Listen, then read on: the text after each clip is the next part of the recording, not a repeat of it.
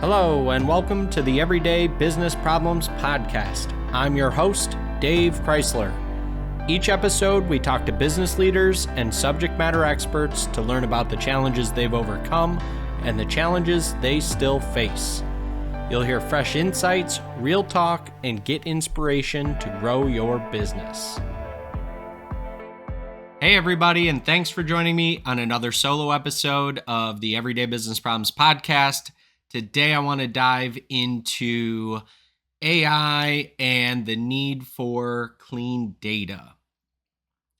I shared a story in last week's newsletter about a company that I was working with who had on their strategy roadmap had AI as kind of a primary driver and initiative for them because they were looking to unlock some key insights around the data that they had kind of throughout their architecture. Now, this was a pretty large company.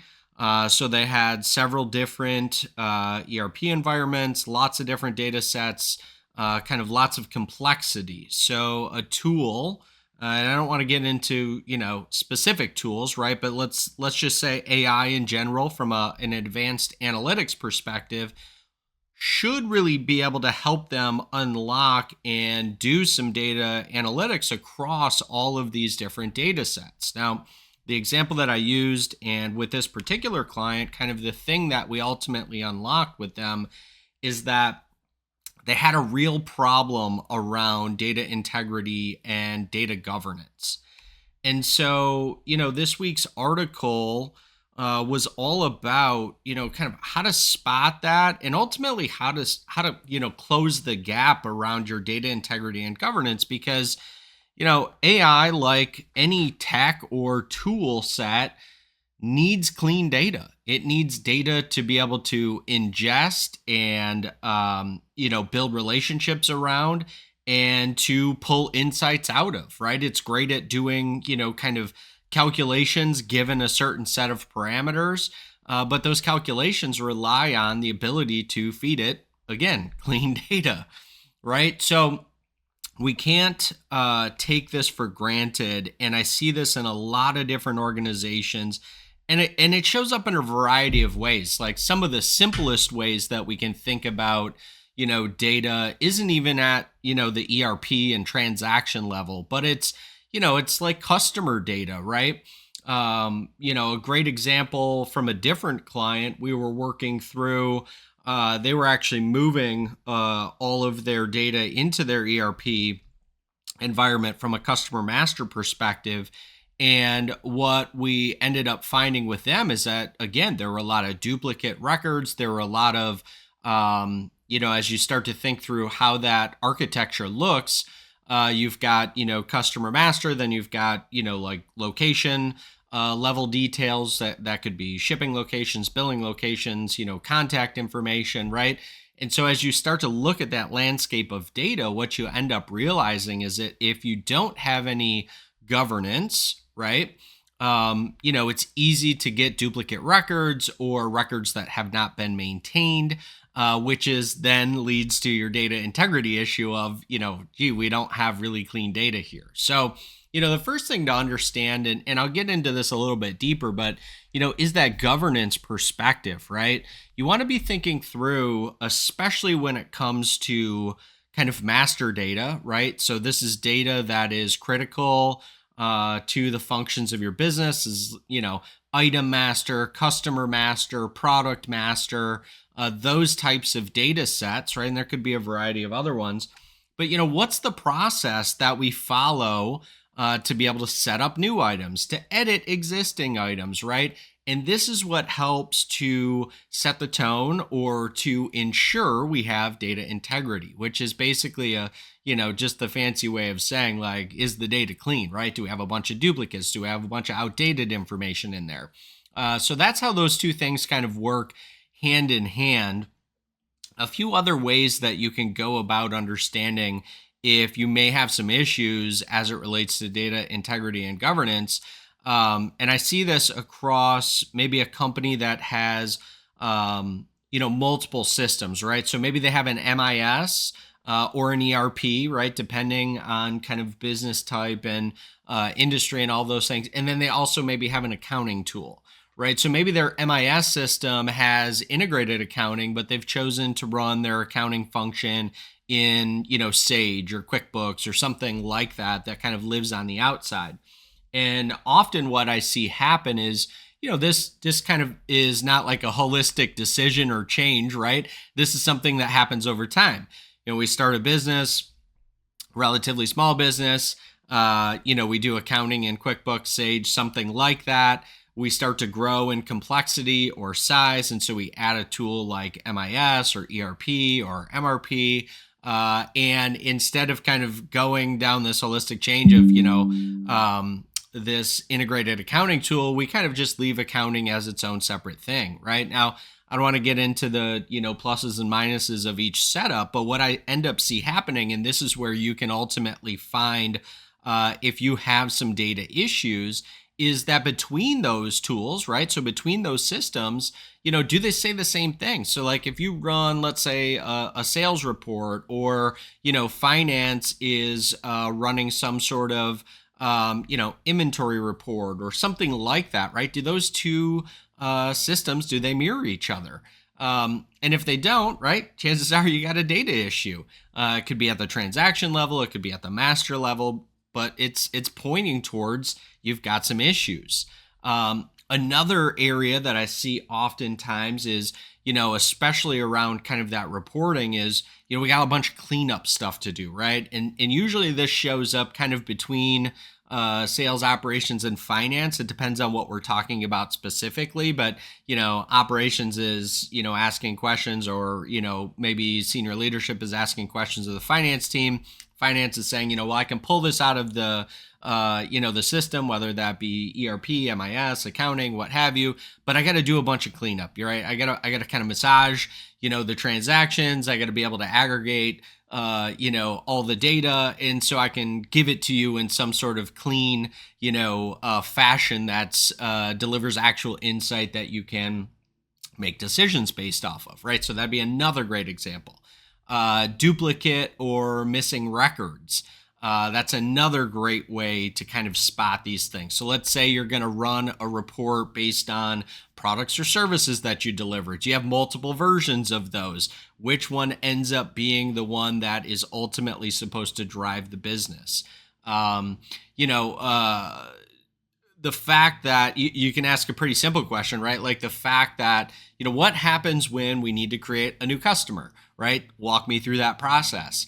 And if there's not a well-defined process around, a template to use to capture all of the information, so that way when it goes into the tool, right, MIS, accounting, ERP, WMS, right, whatever, it doesn't matter the tool, right? But did we capture all of the pertinent information that we have, like that we need to be able to set up this customer account? Is there already a customer existing? How do we go through that process, right? So you can ask really simple process related questions around governance and find out pretty quickly if, who has access to create customers, who has access to create products or services, and in which tools. That will lead you to find, if there's some underlying or potentially underlying issues around governance and ultimately integrity, right? Customer complaints is another great place to spot some clues, right? See the symptoms of what's going on. Things being shipped to incorrect addresses, whether that's physical products, right? Like in more of a manufacturing environment, could be service related too, right? Let's say we picked up the incorrect email address for accounting or something as simple as that, right? All of those little customer complaints, which again, on the surface, like, oh, no big deal, I'll just change this, I'll do that, right? It's not about like, oh, no big deal, it's easy to fix. It's kind of deeper than that, right? Like, what's the underlying issue that is resulting in this thing, right? In this problem, in this case. So the last one that I'll kind of point on, which usually I'll see or hear rather, from a lot of, kind of senior leadership folks. This could be, business owner, it could be C-suite, what have you. But it's this idea around, I don't really trust, those numbers. I hear what you're saying, I see what's on the report, but that doesn't make a lot of sense to me, right? Easy place to spot, like, oh, maybe there's something going on with the data that is driving this, right? And most often that hits the integrity. But again, the real root cause of a lot of this is the governance. So we can't just, kind of turn a blind eye to that and focus on cleaning up the data, right? Because if we don't solve the governance issue, we're just going to recreate the problem down the line, right? So in terms of, what can we do, right? So like, what are some steps that we can take to actually get data integrity and governance kind of covered? Number one, right? Like, this isn't a situation that, can be addressed like today, tomorrow, right? Generally speaking, this is thousands, if not tens or hundreds of thousands of data points, transactions. So it's a big effort to be able to clean up. I'll kind of go back to the story that I started with the business that we were working with. That was their scenario. It was like, twofold. How do we clean up? But more importantly, right? Like, how do we go forward? How do we make sure that we kind of cut this off at some point in time, so that way we know, at least on a go forward basis, we're not going to continue to compound the issue, right? So again, I go back to the governance side of things, right? In order to be able to kind of stop the bleeding, so to speak. We've got to get governance in place. We've got to understand who has access and ability and put some tighter controls around that. And people hear things like that and kind of immediately get concerned, like, oh my gosh, this is really going to slow down the process. While that may be true, right, you have to ultimately decide for your business which is, the better route to go. We have no data integrity, no governance. We can't utilize the information that we're collecting to be able to gain deeper insights, or we have to take a step back, monitor and control who can set this up. So ultimately we have clean data going forward, and then we can talk about how do we actually go through and maybe do some cleanup activities on what we've already got, which is kind of cool because AI is a spot that we could actually utilize to go through and find some of the, I'll say, clue us into, hey, here's some starting points in terms of where to look, how to go about cleaning some of that stuff up. So I'll get to that in a minute, but I want to go through kind of these 5 steps that I had outlined in the newsletter. So number one, standardize, right? This is all about defining a process that allows for the oversight and maintenance for critical master data sets, right? The big thing here, again, is like creating templates to capture all of the pertinent information so we can, whoever owns that process, right, can go through, do the due diligence to understand, do we already have a data point set up in the system for this thing, right? Customer, item, et cetera, et cetera. Is this something that just needs to be updated and or maintained, or is this an opportunity to create something new?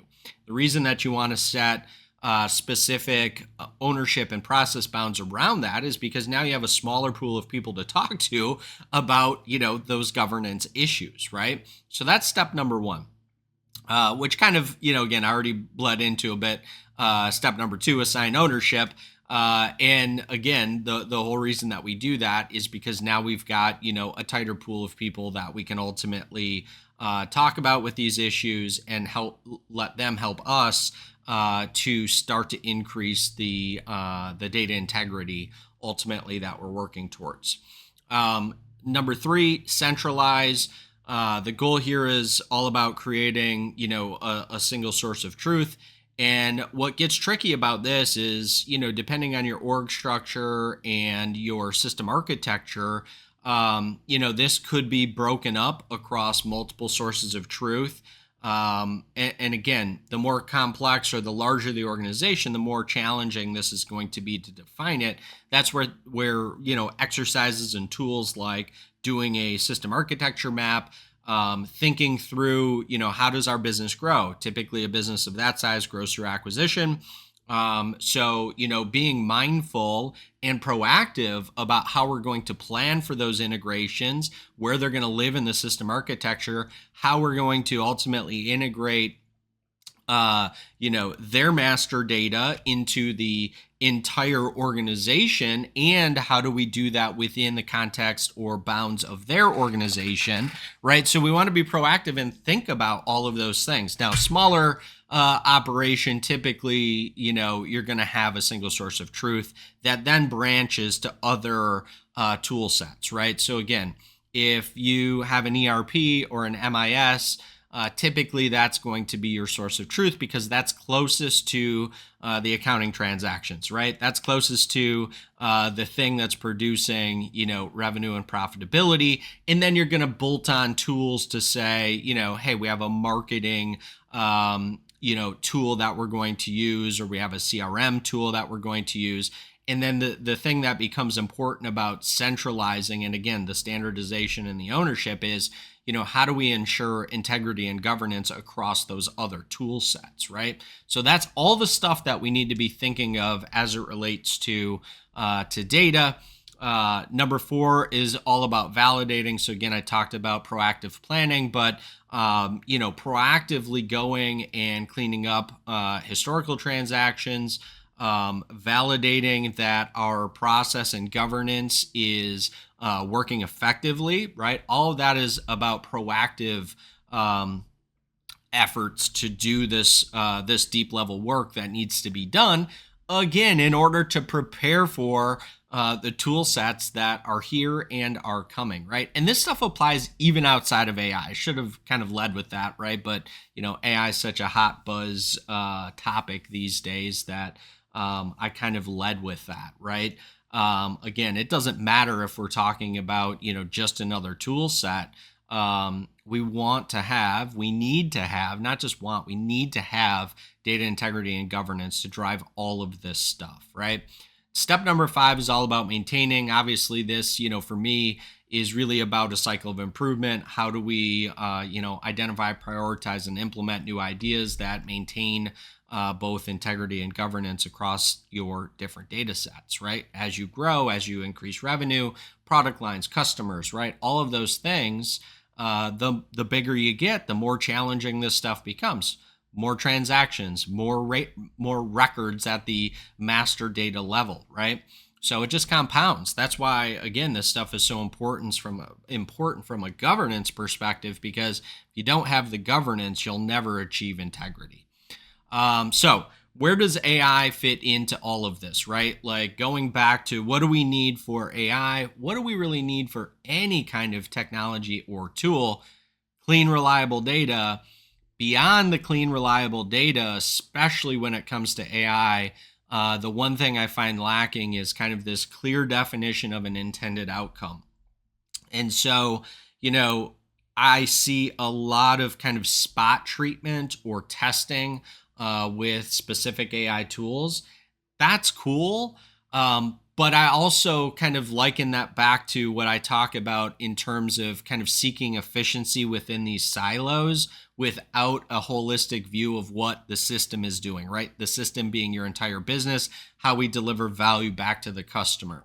And so what I see happen, again, it's no different than seeking efficiency by doing things like, hey, this works great for order entry. I know it really bogs down production, but hey, that's not my problem because I'm responsible for order entry. Or vice versa, or quoting to order entry, right? That part doesn't matter.